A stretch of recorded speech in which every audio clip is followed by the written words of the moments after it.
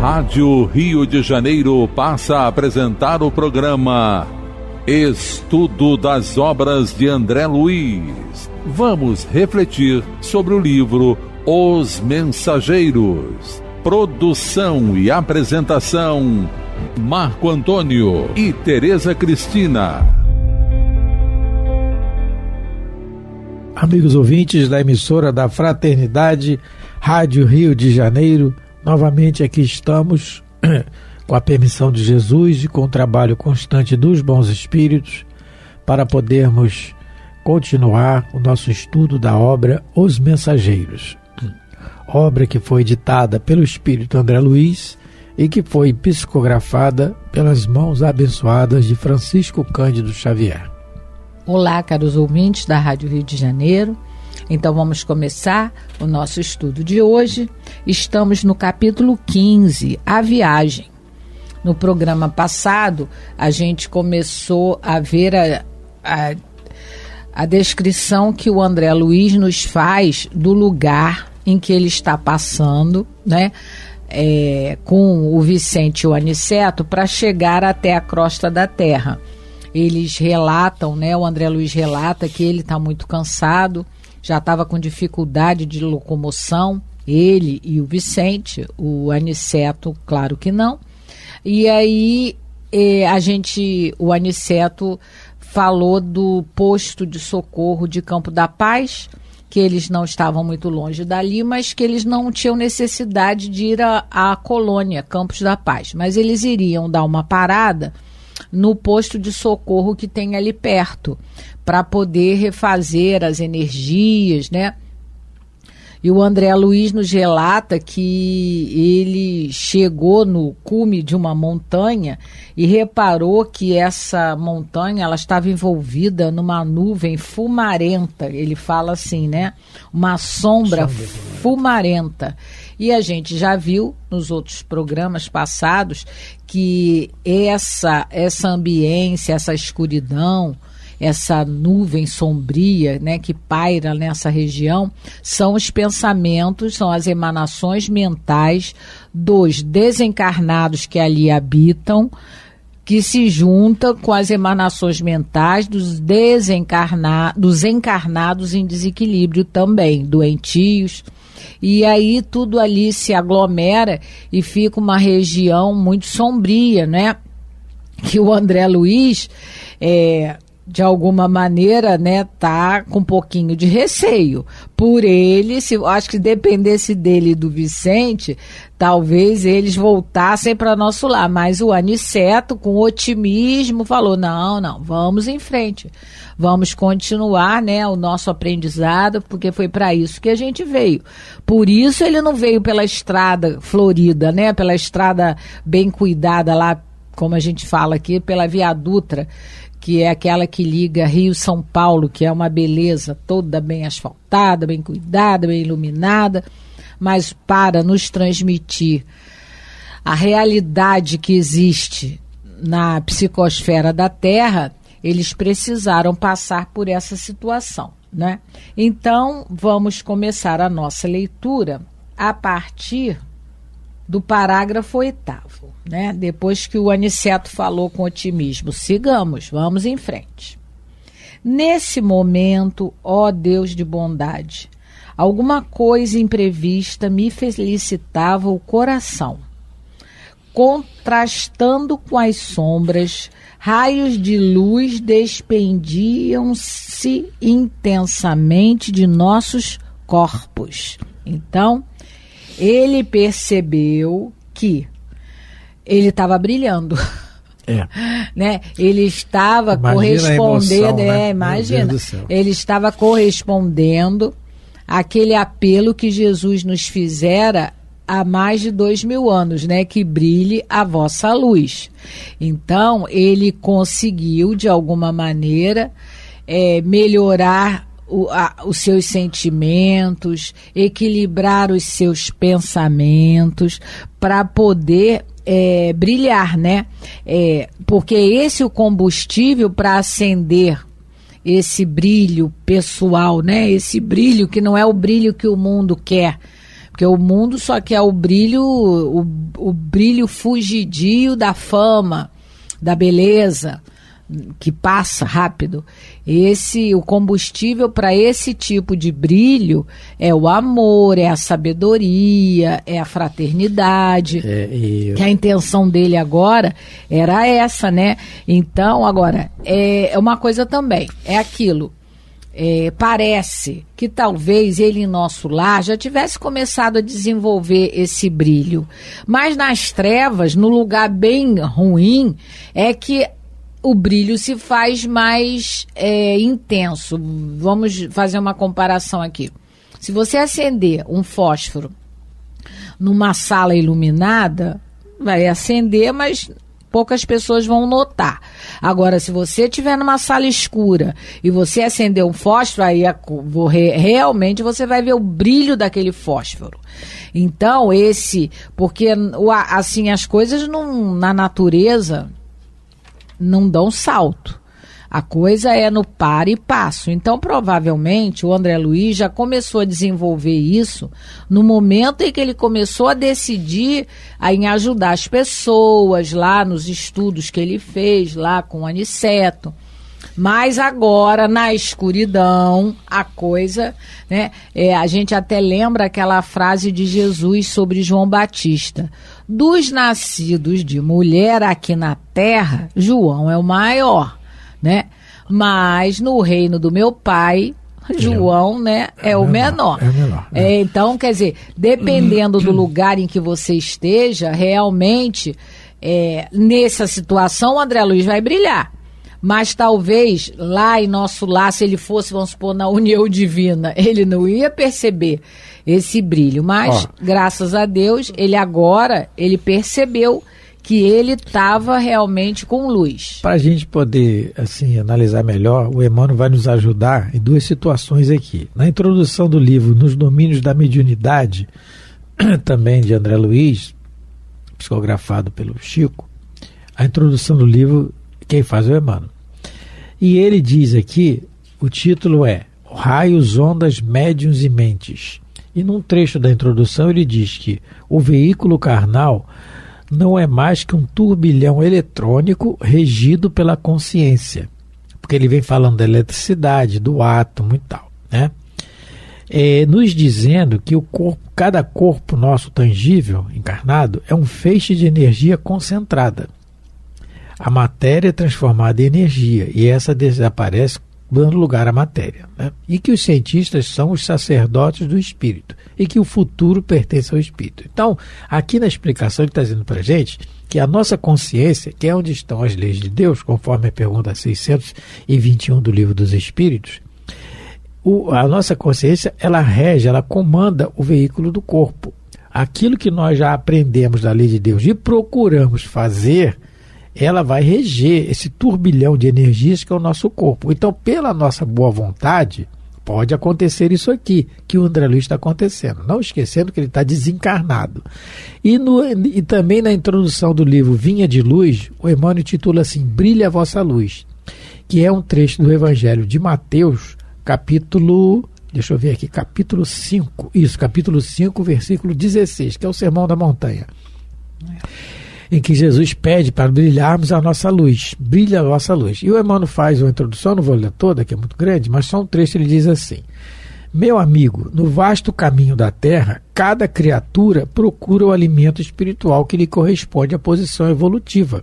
Então, ele diz assim, que a abelha suga a flor e o abutre reclama despojos. Ele fala assim, o André Luiz, desde o início, a gente está vendo lá do nosso lar, que ele assim que chega na colônia, ele procura saber que hora é aquela do Ângelus, que na hora que ele está sendo internado lá, quando está tendo a hora do Ângelus, 6 horas, a hora da Ave Maria, né, lá na colônia, ele procura saber o que é e quer ir lá ver. Ele se mostra já, e dando um exemplo para nós, como deveríamos fazer, interessado. Ele não fica se lastimando, ele não fica se fazendo de vítima, até faz um pouquinho, mas ele não fica assim, não é o tempo ele todo. Quer ser o médico, de novo, não pode, ele aceita. Ele obedece, como dizia a Clarinha, a sobrinha, nossa, quando ela era pequena ela falava, ele é bidoente, ele é obediente. Ela falava, eu sou bidoente, ela era pequena, falava. E aí ele é obediente, ele é bidoente, ele obedece. Então ele é disciplinado, acima de tudo. Ele quer voltar em casa, mas acima de tudo ele exemplifica para nós a disciplina e a vontade de trabalhar. Ele vai trabalhar nas câmaras de retificação. Ele era o doutor Carlos Chagas, a gente já falou isso aqui, né? O doutor André Luiz, ele é o cara. Então, mas ele vai trabalhar nas câmaras de retificação como faxineiro. Marco, que a gente acha... Aí, isso é a opinião nossa, claro. Opinião desculpa. Nossa, Carlos Chagas é a opinião nossa, né? Então, mas ele vai trabalhar como faxineiro nas enfermarias da Câmara de Retificação. E ele é o esforço total. Por que a gente está falando isso? Porque agora, nos Mensageiros, já passou o grande teste da vida dele, que foi ver a mulher casada de novo. Ele conseguiu superar aquilo. Foi muito difícil para ele, mas ele conseguiu. Foi um esforço dele, pessoal dele. Superar o título de médico que superar ele não tinha o título de mais. médico, não tinha mais e tudo mais. Então ele passou nas provas dele iniciais. Isso. E aí é o esforço dele. E aí eu brilho a vossa luz. Que o Emmanuel continua e lá no final ele diz assim, olha, para os companheiros que esperam a vida renovada em Cristo, famintos de claridade eterna, foram escritas as páginas deste livro, que é o livro Vinha de Luz, e todos os outros livros também, né? Para todos aqueles que esperam a vida renovada em Jesus. E diz assim mais adiante, se a candeia ilumina, queimando o próprio óleo, se a lâmpada resplende, consumindo a energia que a usina lhe fornece, ofereçamos a instrumentalidade de nossa vida aos imperativos da perfeição, para que o ensinamento do Senhor se revele, por nosso intermédio, aclarando a senda de nossos semelhantes. O Evangelho é o sol da imortalidade que o Espiritismo reflete, com sabedoria para a atualidade do mundo. Brilha a vossa luz, proclamou o Mestre.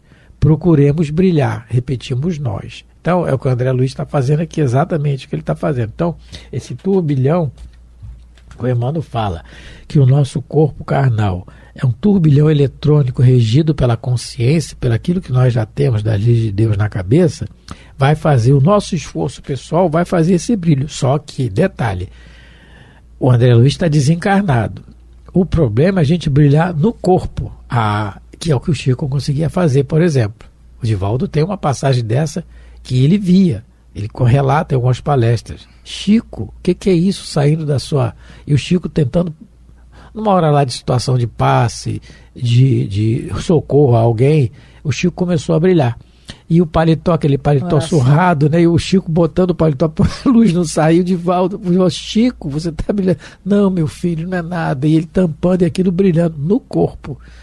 Isso é mais difícil. A gente tem também o relato de uma companheira que na época não era espírita, a dona Silvia. Ela, há muitos anos atrás, ela estava se formando em enfermagem, acho que há mais de 50 anos atrás.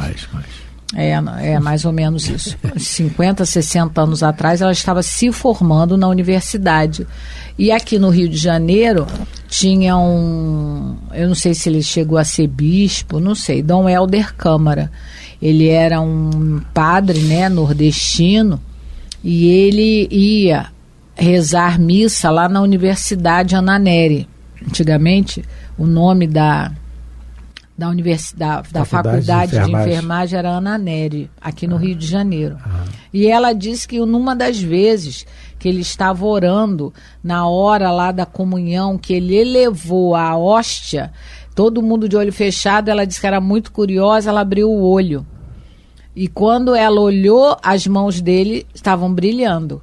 As mãos que seguravam a hóstia, bem diferente do que o André Luiz relata lá no Libertação, de um outro sacerdote que vai levantar a hóstia e fica negra na mão dele, por conta dos fluidos mentais. Então, Dom Helder Câmara também, um sacerdote católico, já conseguia brilhar no corpo. Mas para isso, o combustível, como o Emmanuel colocou, que o Marco leu, é o quê? O amor, é a sabedoria, é a vontade de ajudar as pessoas, né, principalmente, ser mais fraterno. Então, essa é a condição.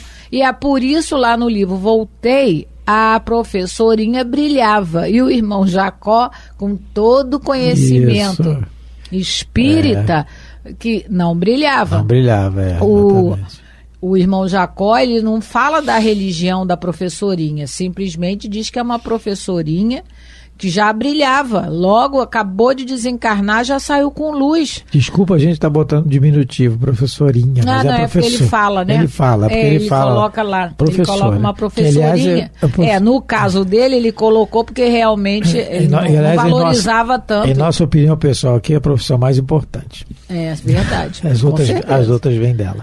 As outras sempre. Mas o que a Teresa falou do livro Libertação, só para o ouvinte se orientar, está no capítulo 9, tá? A gente anotou aqui essa questão que o André Luiz vai numa missa e ele vê essa hóstia brilhando.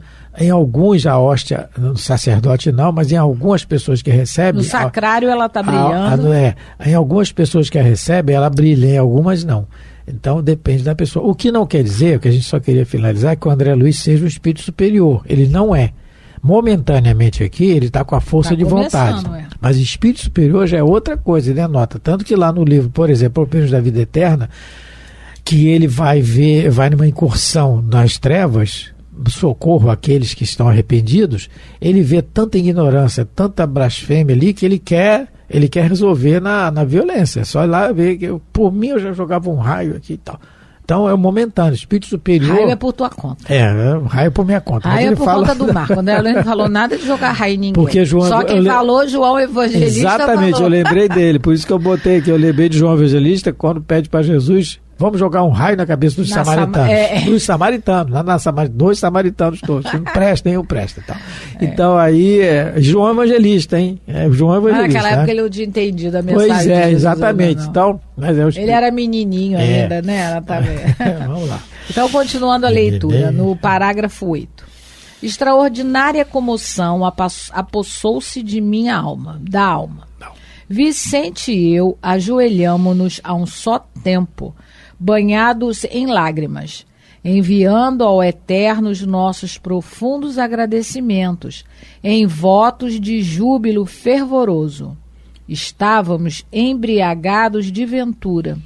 Era a primeira vez que me vestia de luz, luz que se irradiava de todas as células do meu corpo espiritual. Aniceto, que se mantinha de pé a contemplar-nos com expressão de alegria, falou comovidamente. Mas antes da gente ler o que ele falou, eu lembrei que uma história interessante que a gente escutou da boca de Divaldo Franco, né, numa palestra, ele contando a primeira vez que o Jesus Gonçalves apareceu para ele. Ele é muito engraçado, ele falando: meu Deus, quanto mais eu rezo, mais assombração me aparece. Porque quando ele se apresentou para o Divaldo, para chamar ele para ir fazer palestra lá no leprosário, ele se apresentou com todas as chagas que ele desencarnou. Porque a lepra, antes, né, do tratamento, ela mutilava as pessoas no rosto, nas mãos, cegava as pessoas, nos membros inferiores, superiores.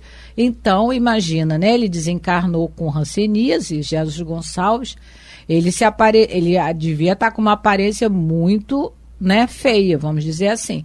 E aí o Divaldo fala: meu Deus, mas eu estou rezando aqui, e aí que a assombração me aparece. E aí ele se apresenta dizendo que ele era um ex-ranceniano, Jesus Gonçalves, que o conhecia há muito tempo, porque eles já tinham uma convivência na França, onde o Divaldo era eminência parda e o Jesus Gonçalves foi cardeal Richelieu, que tinha um domínio muito grande lá na França. E aí ele exorta, né, ele pede ao Divaldo que vá conversar com os rancenianos. O Divaldo cruz credo, né? Aí ele falou: tem duas opções, você traz o germe da lepra no teu perispírito, ou você vai lá falar, ou você vai para lá, né? Será albergado lá. Não, e conforme ele falava, o Divaldo viu que ele se modificava naquelas chagas que ele apresentava da deformidade, né, da mutilação. Começou a brilhar, sair luz. E aí ele viu que ele estava diante de um espírito algo evoluído já, que fez, né, que a gente tem que entender também que isso não acontece por graça, entre aspas, né? Deus escolhe, você vai brilhar, você não brilha, você brilha. Não, isso é esforço pessoal, é esforço no sentido de elevar pensamento, elevar sentimento. E o Jesus Gonçalves, como ele mesmo falou, ele antes dessa encarnação como Jesus, ele teria vivenciado a hanseníase por 6 encarnações consecutivas.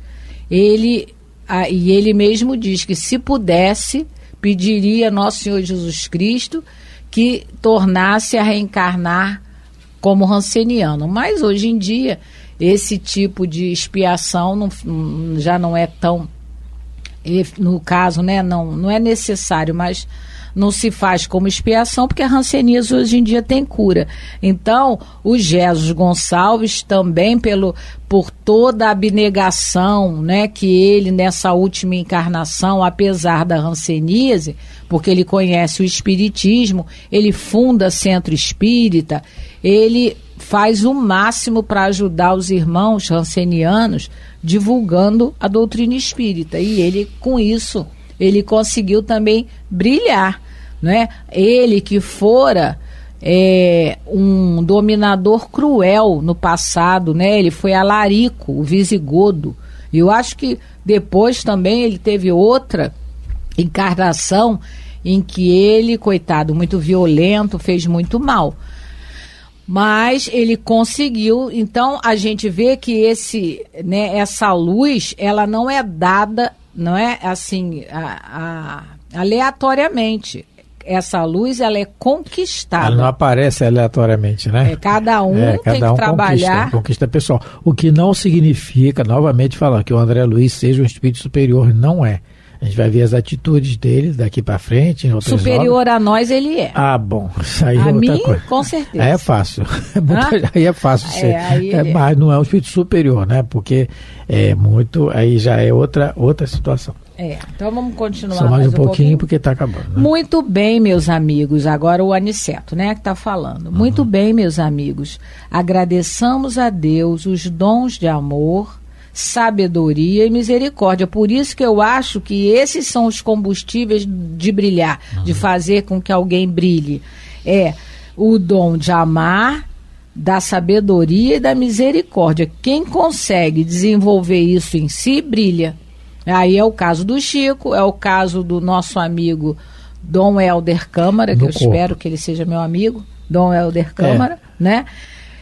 Quem fizer isso no corpo ou fora dele, já consegue. Mas aqui no corpo brilhar. É muito mais difícil, é complicado. Aí tem que ser realmente, aí você tem que... Sai Baba também é isso, Sai Baba.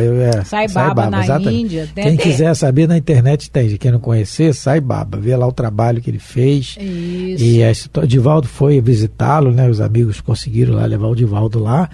Então, só para terminar, aqui está terminando, quando ele fala aqui, agradeçamos a Deus os dons do amor. A gente sempre tem que, toda conquista nossa vem de Deus, sempre. É o nosso Pai, a inteligência suprema. Quando Jesus responde para Pilatos assim, eu fiz uma anotação aqui em comparação com isso, que Pilatos disse para ele que teria autoridade para libertar ele, que ele falasse com uma coisa e se defendesse, mas Jesus não se defendeu. Ele diz assim, e ele responde, nenhuma autoridade você teria sobre mim se Deus não tivesse dado a você. Então, toda autoridade vem do Pai, vem de Deus. Tudo aquilo que a gente consegue de conquista, esforço nosso, mas vem de Deus, para mostrar que nós estamos sempre submetidos à inteligência suprema que é Deus. Isso. Né? Mas depois a gente, no próximo programa, a gente volta a ler esse parágrafo, o 9º, né? Isso. Porque agora não dá mais tempo. Lembrando que hoje nós estudamos o capítulo 15 do livro Os Mensageiros, intitulado A Viagem. Muito Agradecemos a todos, né? Muita paz de Jesus, que Deus abençoe vossas vidas e vossos lares. Muito obrigado a todos pela atenção, pelo carinho, fique com Deus. Você ouviu pela Rádio Rio de Janeiro o programa Estudo das Obras de André Luiz, com o livro Os Mensageiros. Produção e apresentação Marco Antônio e Tereza Cristina.